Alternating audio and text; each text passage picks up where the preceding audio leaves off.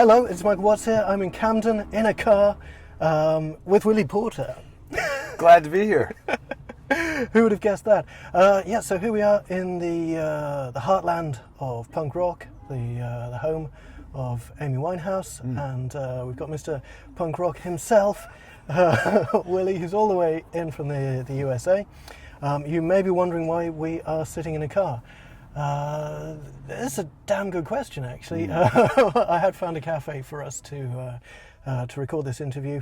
Willy's actually playing just around the corner, but the cafe sadly was a little too noisy. So here we are. It is your road manager's car, isn't it? It is, yeah. It's lovely, it. Isn't it? I mean, leather interior.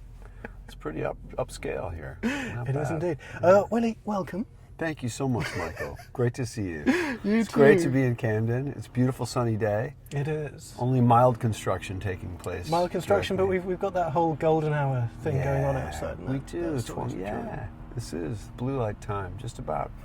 So you're playing just around the corner at the Green Note. The Yep. Green Note. The Green Note. Yep. And it's become a regular yearly stop for me. So love it. It's a fabulous room. When you walk in, you almost feel, the way that they've used old barnwood and stuff, it feels like you're walking into an old barn that could be out in the countryside. So it's a wonderful juxtaposition compared to the environment. You know, when you're outside on the street and it's hustle bustle, and you go in there and all of a sudden everything just drops into a very quiet place. So it's a great room for music. Fantastic. And you're playing entirely solo? I am. Yep. This whole UK tour, which is about a month in total, It's quite it's grueling. it's pretty great. You're looking after yourself? You're eating okay? I am eating okay. Staying hydrated? Yeah, the odd piece of pistachio cake here and there. That was damn good. That was really good. Thanks to you. Fuel takes many forms. But living well over here, and the main thing is just finding guitar time, off stage. I think that's touring has always been difficult to manage that. I want to spend more time with the instrument, so. Yeah, I quite understand. One of the things that I've wanted to ask you for years now, actually, Willy, this is, we're actually having this conversation about a half an hour after we met for the first time. And obviously, I've watched your work online. Jason Costel, who makes our guitars, The great Jason Costel. the exemplary, the unique Jason Costel, has always been a massive fan of yours, and it was actually him that introduced me to your music. So one of the things that I wanted to pick your brains about is the difference between writing for an album and what's going to actually happen live. Wow. Well, that's a great question. I think for me, the studio has always forced me, or always made me think more about the length of a piece, and the fact that I'm not there to play it for you.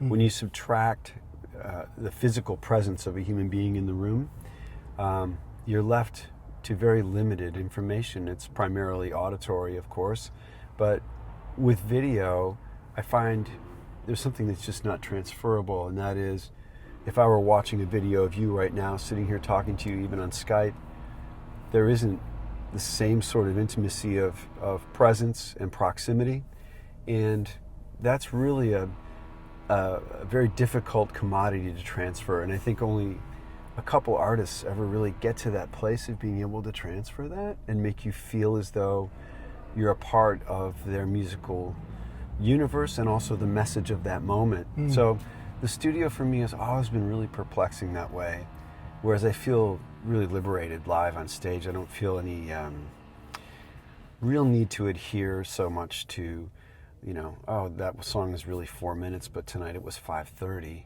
Well, why was it 5:30? Because that middle section just evolved into a cave dweller's mission. Brilliant. We went splunking, and we dug in for a second, and we plumbed into what that G minor progression could be.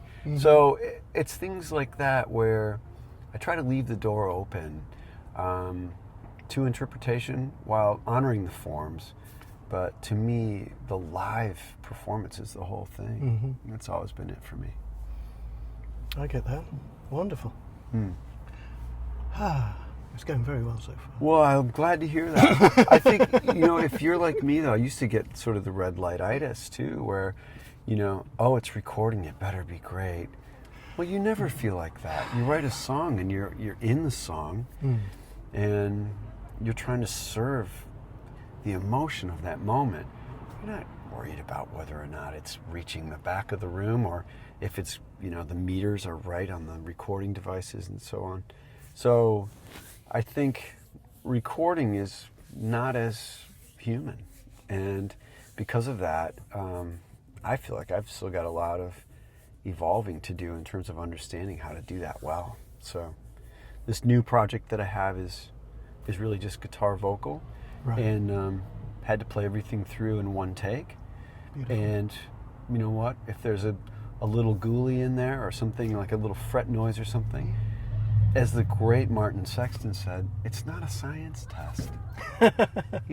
So those little moments are what really sort of verify your humanity. And if Pat Metheny leaves those things in there, bless him, I'm not going to worry about it as much.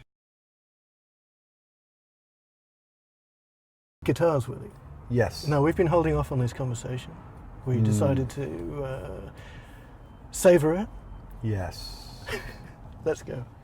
Yeah. Well, I'm playing a Costal OM right now, which on the road is the first guitar I got from Jason. And it's just simply extraordinary. What's made it different for me is that it's really set up with the ergonomics of different playing techniques in mind. So while I'm not a tapping guy all the time or a guy who uses all the harmonics and so forth on the guitar, you certainly can on this instrument. And because of that, it's opened up a different sort of musical landscape for me. And it's really, the intonation is really solid all the way up the neck. And even though it has a wider fretboard, which was a little bit daunting to me at first, I find I get less hand fatigue with it. Oh yeah, absolutely. Which I was sort of surprised by. Well, in a way, it's almost like your hand has to move less. Because it's kind of already in position. Jason, the first guitar that he made for me was a modified Dreadnought with quite a ferocious neck. It's about, I think, it's about yay deep at the ninth fret. Big old beast. Wow. But that's a baseball bat. It is, but what it means is that my left hand, I never have to really pinch down. I see. You're maintaining a very open. Yeah. Exactly, and also it means that I'm not losing energy down the neck. You can touch the top of a headstock on some guitars and feel the whole thing vibrating, and it's like, well, shouldn't that be pushed out through the top? Wow. And that's, on that instrument especially, that was the thinking behind the size of the neck. And on the MDW, it's it's not as ferocious a neck. But and you've got a nylon string one. I do. I have a really the first, I believe, the only Costal nylon hybrid guitar that exists, and I've really only begun to dig into that. But I've written a couple pieces on it, and I'm really excited about that guitar because I started out playing nylon string, largely just playing folk music and so on. But the tonality is something that's sort of a time capsule for me, and plus plugged in, it just sounds so incredible. So really excited about that instrument, especially in ensemble playing. Oh, absolutely. Would that be with Carpe Diem? Possibly with Carpe Diem String Quartet, as well as with just the band that I'm playing with now, my regular homies, if you will. Fantastic. Dave Shepke, Eric Medunik, Dave Adler. So we'll see where this all goes. But yeah, Jason has really given me a great gift in that guitar, as well as Birdie, which is the OM that I'm playing.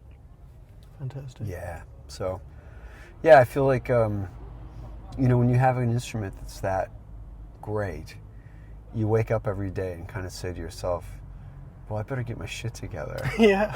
You know, because there's nowhere to hide with an instrument There really like is that. not. No, No, if you're absolutely. not showing up and really trying to improve your playing and digging deep, yeah, you don't deserve to have it. And having said that, anyone could own a Costal, and they certainly do deserve it.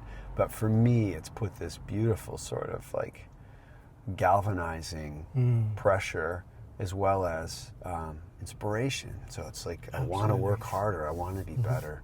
And so... It's a standard to aspire to, isn't it? Thank you. Well said, my friend. Yeah. Yeah, I feel exactly the same way. I walk into my little studio, and there's two of the things sitting there looking at me, going, "Okay, what have you got today?" Yeah. Like, where are we going? Yeah, and they just look at you, and you know that as far as instruments go, there's no boundaries. It's like Will Ackerman describes his guitars as like a magic carpet. They'll take him wherever he needs to go. That. And I know full well that as far as my playing goes, Jason's instruments are exactly what I need.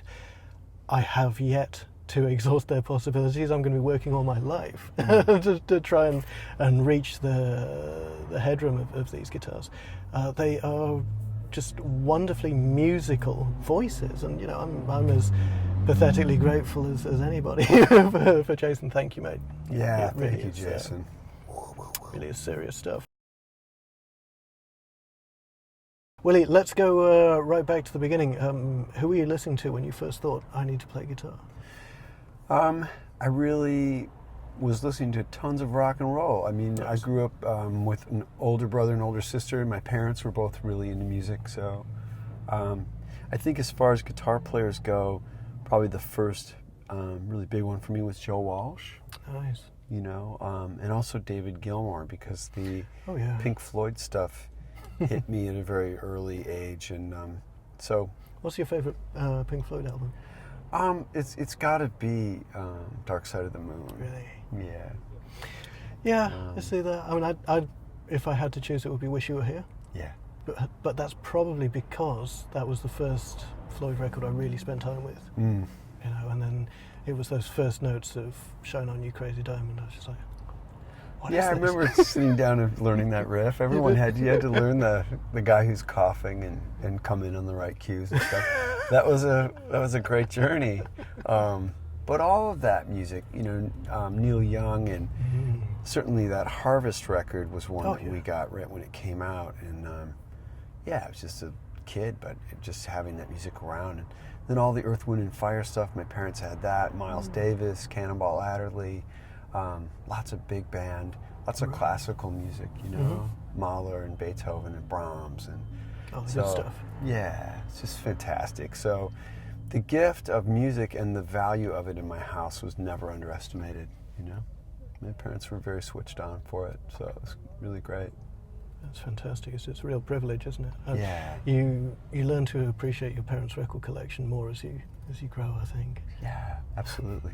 Absolutely. And just, of all the choices and how they winnowed things down, what they held on to.